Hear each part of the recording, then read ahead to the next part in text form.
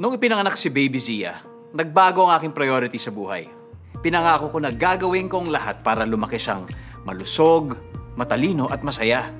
Pinangako ko na ako'y magiging super dad. Critical period ang early moments in life, kaya napakahalaga na kasama ang mga tatay sa pagpapalaki at pag-aalaga ng kanilang mga anak habang sila'y baby at toddler pa. At hindi mo naman kailangan ng superpowers para maging isang super dad. All you need is to eat, play, and love. Ang nutrisyon na natatanggap ng baby ay nakaaapekto sa kanilang paglaki. Makukuha nila ang tamang nutrisyong ito mula sa breast milk o gatas ng ina at masusustansyang pagkain. Our babies need to eat healthy food. Alam niyo ba na ang paglalaro ay nakakatulong sa brain development? Ito ang perfect opportunity to play and talk to your baby. At syempre, babies need our unconditional love so that they feel protected. Huwag natin silang sasaktan, pababayaan, sisigawan, at gagamitan ng hindi magagandang pananalita.